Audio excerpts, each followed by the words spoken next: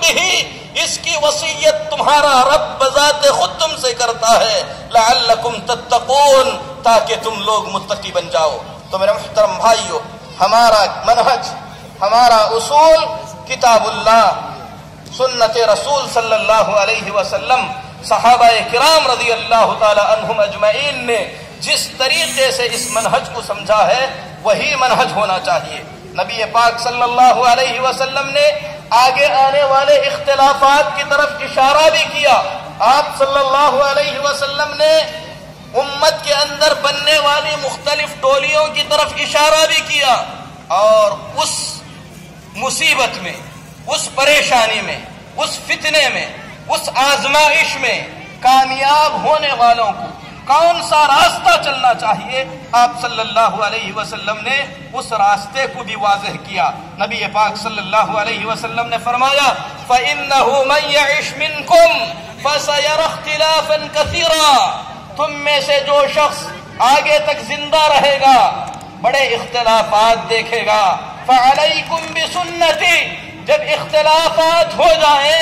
لوگ جماعتوں میں بٹ جائیں، تو تم لوگ میری سنت کو لازم پکڑنا، میری سنت پر جمے رہنا۔ وَسُنَّةِ الْخُلَفَاءِ الرَّاشِدِينَ الْمَهْدِيِّينَ مِن بَعْدِي، میرے بعد جنہیں اللہ تبارک و تعالی نے رشد و ہدایت عطا کیا ہے، میرے خلفاء کی سنت کو لازم پکڑنا۔ تمسکوا بها، نبی صلی اللہ علیہ وسلم نے خلفاء کی سنت کے بارے میں خصوصی وصیت کرتے ہوئے فرمایا کہ اسے بڑی مضبوطی سے پکڑنا۔ وعضوا علیہا بالنواجذ، آپ صلی اللہ علیہ وسلم نے مزید تاکید کی، کہا کہ اپنی کونچلیوں کے دانتوں میں اسے دبائے رکھنا، کیونکہ آدمی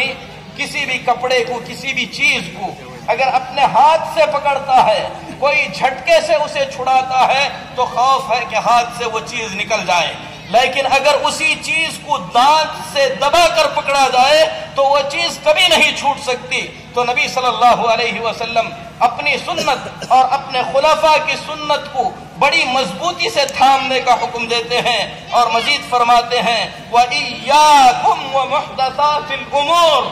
ایسی باتوں سے بچے رہنا جو دین میں نئی نئی داخل کی جائیں گی۔ فَإِنَّ كُلَّ مُحْدَثَةٍ بِدْعَةٍ، کیونکہ دین میں جو بھی نئی بات آئے گی وہ سب کی سب بدعت کہلائے گی۔ وَكُلَّ بِدْعَةٍ ضَلَالَةٍ، اور ساری بدعتیں گمراہی کے سوا کچھ نہیں ہوں گی۔ بدعتوں کے اندر اچھی بدعت اور بری بدعت نہیں ہو سکتی، ساری بدعتیں بری اور ساری بدعتیں گمراہی ہیں۔ نبی صلی اللہ علیہ وسلم فرماتے ہیں گمراہیاں تمہیں جہنم کی طرف لے جائیں گی۔ میرے محترم بھائیو،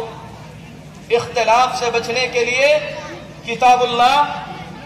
رسول اللہ صلی اللہ علیہ وسلم کی سنت، اور اس کے ساتھ تیسری اہم چیز جسے اکثر لوگ بھلا دیتے ہیں یا جس کا ذکر نہیں کرتے، منہج سلف ضروری ہے، سلف صالحین کی پیروی ضروری ہے، صحابہ کا راستہ، تابعین کا راستہ، تبع تابعین کا راستہ، کتاب و سنت کو اس طریقے سے سمجھنے کی ضرورت ہے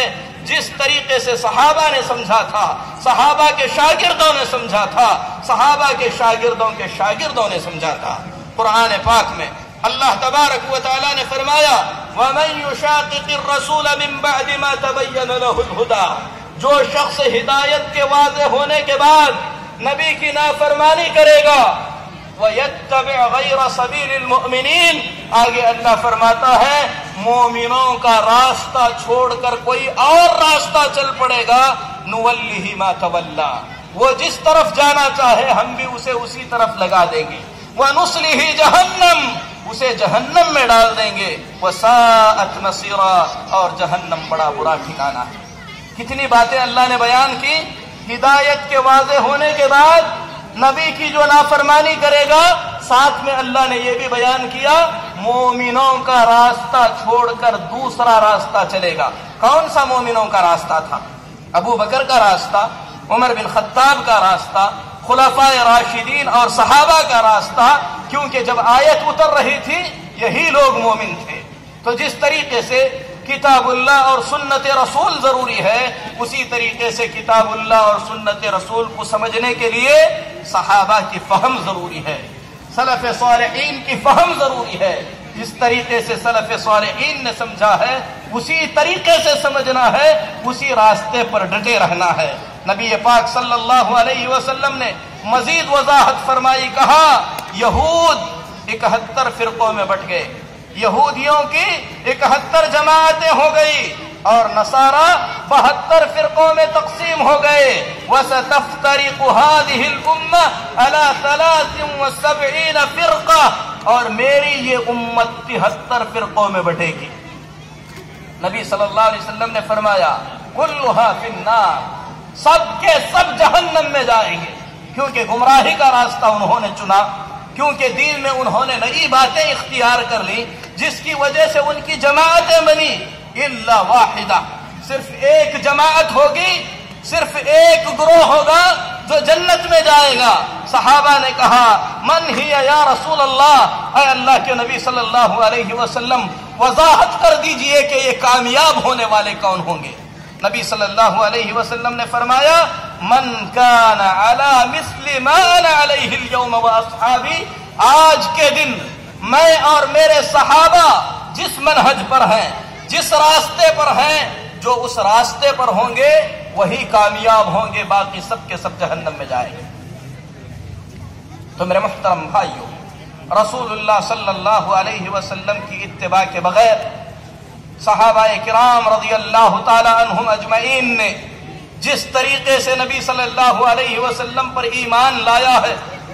ان کی فہم کو مانے بغیر، مہاجرین اور انصار کی اتباع کیے بغیر کامیابی ناممکن ہے۔ اللہ فرماتا ہے والسابقون الاولون، سبقت کرنے والے، پہلے ایمان لانے والے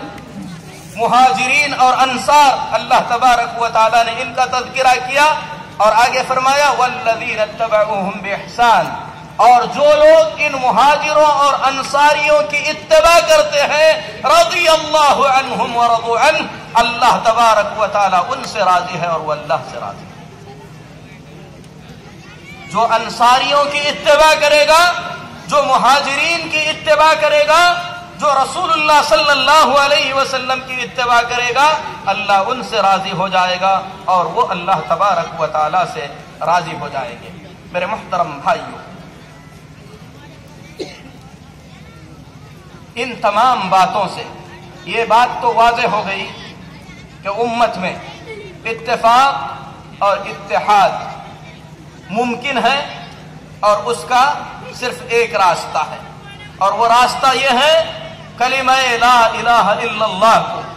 صحیح طور پر سمجھ کر توحید کے تقاضوں کو پورا کرتے ہوئے غیر اللہ کی عبادت سے توبہ کر کے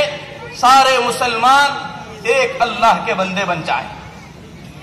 رسول اللہ صلی اللہ علیہ وسلم کو اللہ کا نبی تسلیم کر کے رسول اللہ صلی اللہ علیہ وسلم کی اتباع کا عزم کر کے اپنے بزرگوں اور اپنے بڑوں کی اندھی تقلید سے توبہ کریں۔ اس کے علاوہ اتحاد اور اتفاق کا کوئی دوسرا راستہ نہیں ہے۔ اسی کے ذریعے اللہ تبارک و تعالی نے پہلے والوں میں بھی اتفاق کیا تھا، اور یہی وہ چیز ہے اگر اس کی طرف ہم لوٹیں